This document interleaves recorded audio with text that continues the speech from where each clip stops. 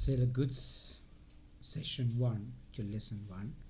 There will be another lesson or two added up to it to this one to discuss some of the key aspects of the sale of goods law, relevant area. It's actually the oldest of laws in the world, because we've been doing sale of goods maybe, who knows, maybe 10,000 years ago, long before we invented language or mathematics. So sale of goods, on the other hand, is universal everywhere in the world. Whatever the country, whatever the legal system, how we do the sales would be pretty much same.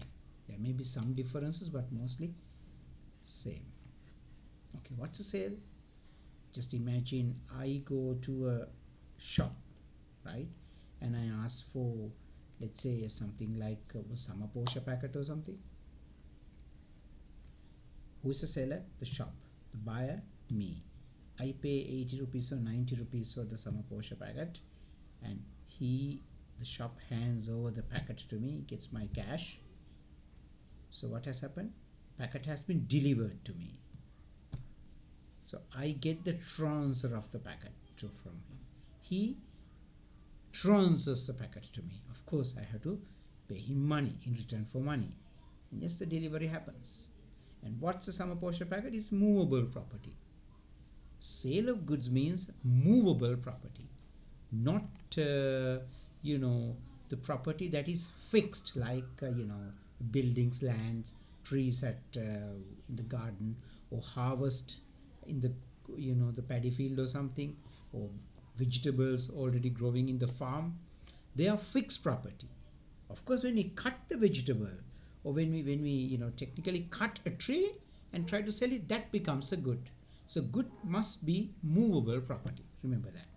Immovable property or fixed property is not goods. What about online sales? Well, it's a new kind of sale where we may not get to see the seller. The dealing is done virtually.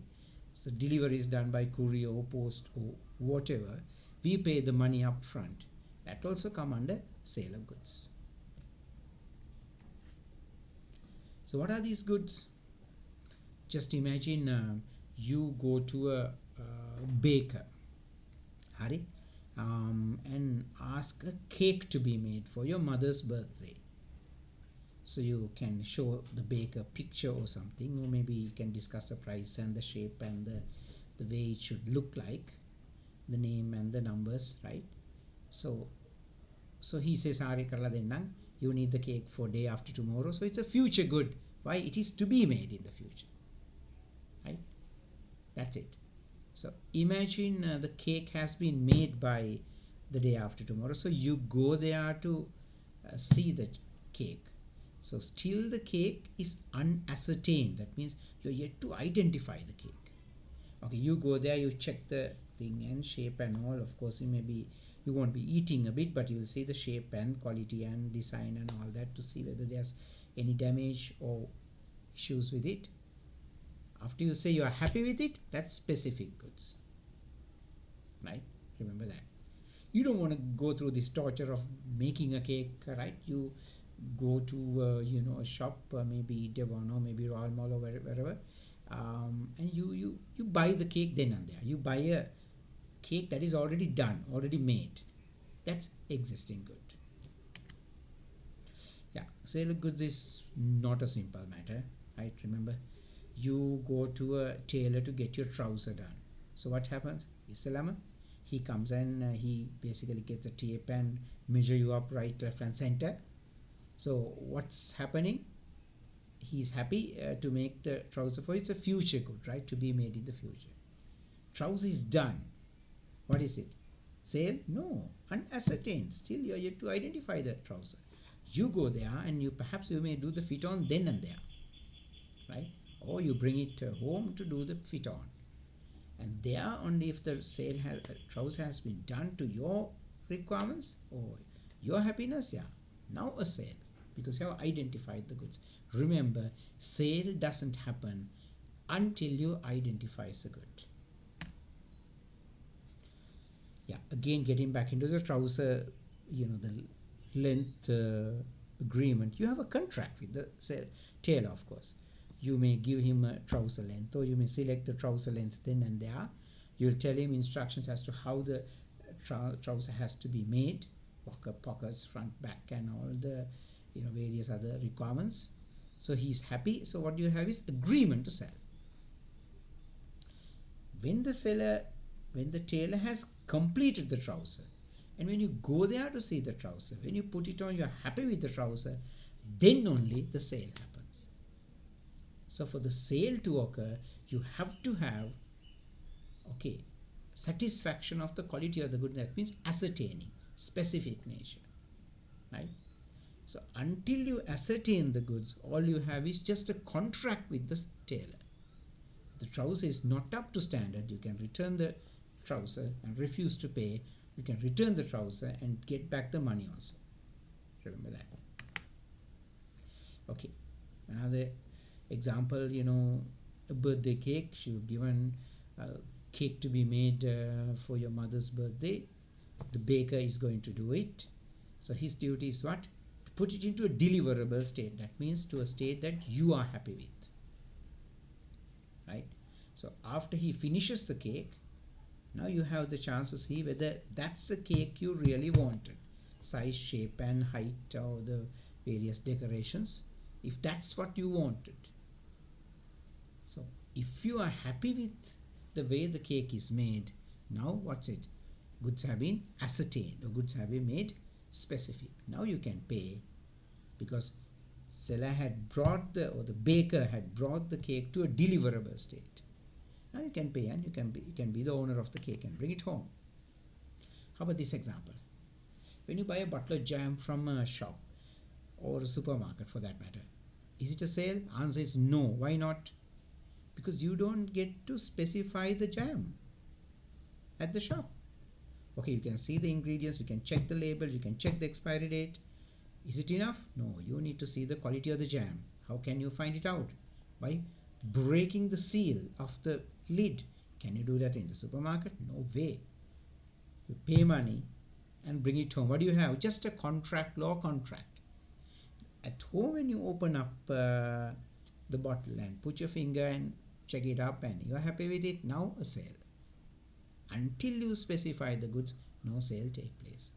Way to bringing food to the table. What do you think? Okay, you go to a shop and order, right? Okay, paratha dekai, plain roti dekai, kottu ekai, tea tunai, that kind of thing. So you give the order. Sale of goods? No. When the goods come onto the table, if you are happy with the goods on the table, after eating, right? If you are satisfied, that's when you call it, you have ascertained the goods, or you have been specified the goods. Then only the sale happens. If you are not happy with the goods delivered, you have no sale. You can return it and get your cash back if you are paid early. Otherwise, you can just walk away without paying. Purchase of kilo of vegetables. Well, there I get the chance to identify the goods, right? When our mothers go to a vegetable shop, they touch the vegetables, they check each and every bone chip piece by piece. Bandaka, they break it and see, right? So there's a lot of checking happening. That is more ascertained. So vegetables, yeah, sale happens then and there. Purchase of a coconut, that's a tough ask because you cannot guess what's inside, right? So what you have is just a contract. You break the coconut and you're happy with what's inside, then only the sale of goods might have happened. You buy a phone cover online. Again, a tough question because a phone cover has a particular design, but still you don't get the chance to check the item by your hand, right? So until the particular cover comes home, all you have is a contract, but not a sale of goods contract. These are what you call as implied conditions of the sale of goods contract. Every sale of goods contract, literally in the world, right, in Sri Lanka, in UK, must have these conditions. What are conditions? Terms that the seller is fully liable, and if the seller breaks any of these conditions, the buyer has a right to stop the contract and refuse money payment or demand compensation. Number one. Who can do a sale? Only the one with the title to the goods. If you have the title, yes, you can sell. Whatever the description you give about the goods should be truthful. Even the display of goods in a shop is a description, right? You cannot legally put on display things which are non-healthy for consumption, right? Only such goods can be displayed. So that's a description.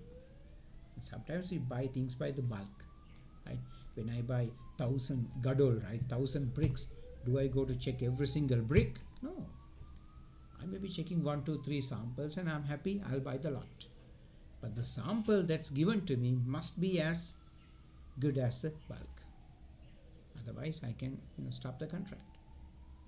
And the goods must be of merchantable quality. That means goods must be in a situation where it's possible to sell them properly.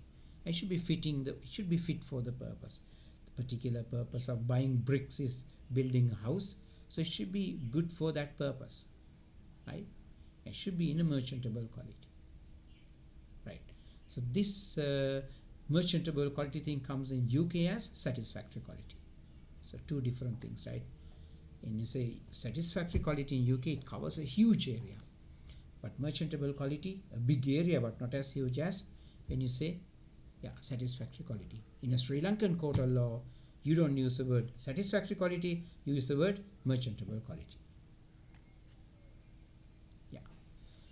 When you discuss conditions, there have to be warranties also. What are these warranties? Well, after you buy it, you should have the chance to enjoy the good without being disturbed. And after you buy the good, right, you have no other payments to be made regarding the good. No further charges. Buyer beware. What's the meaning of buyer beware?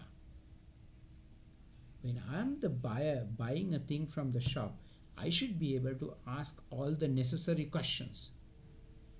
Once I get answers to my questions, and if I'm happy with those answers only, I should be going for a purchase. But if I hurry a purchase, I buy this bag without asking questions. Nothing I ask. And after a while, when I put the stuff, the bag basically shrinks. Right? In vain my money. Can I return the bag to the shop and demand money back? No, because I did not ask questions from them when I was buying it, right? So if I ask questions, are you sure this particular bag is good for this particular purpose? What about the guarantee? What are the problems in the bag? Are you guaranteeing me that the bag would be good? So we can ask questions like that. Okay, so and the buyer should be given reasonable time to check the good also. So that's caveat emptor. Let buyer beware. A careless buyer is a problem. NEMO, that cordon habit. What is it?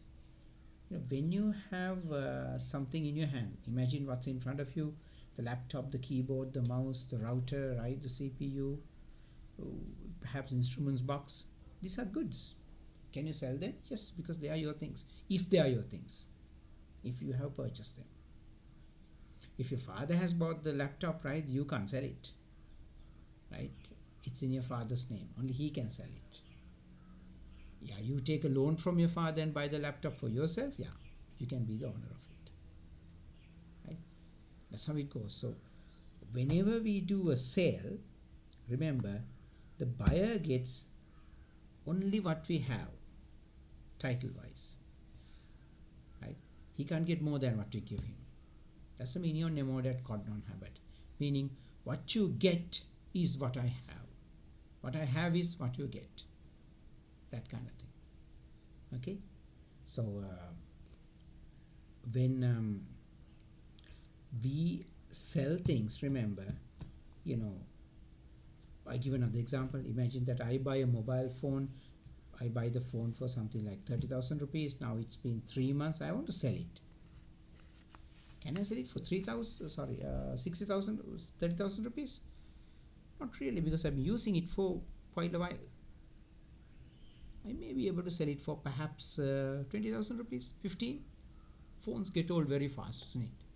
Yeah, let's say I sell it for 20,000 rupees.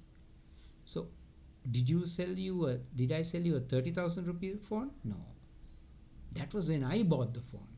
Now the phone has been used by me continuously for a 3-month period, 100 days. So now the phone is not what it used to be. What I can give you is what I have.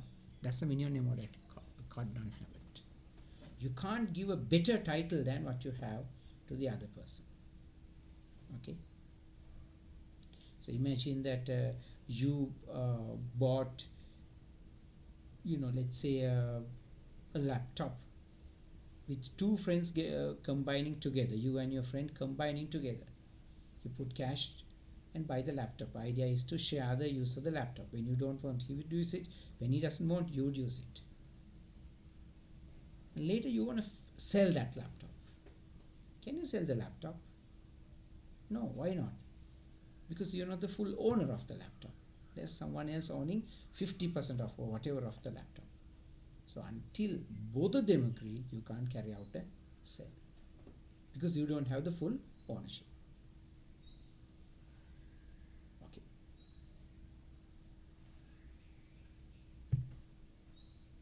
Let's get the other one. Duties of the seller. Yeah.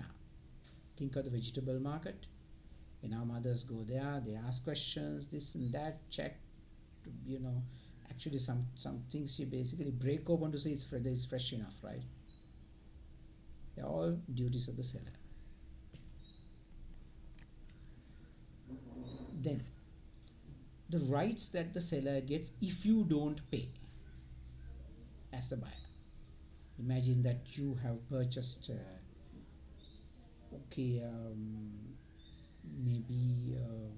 let's get an electronic item, a laptop from a vendor. You agreed to pay in full, but you are now defaulting on the payment. Now the vendor, electronic shop, can come and take away the laptop because you're not paying. Stoppage in transit is that you're delivering the good to a particular person and the last moment he's telling, no, I don't want to buy, I got problems. You can recall the van, bring back the vehicle and keep it there. Right? Right of resale, you can simply imagine that I buy,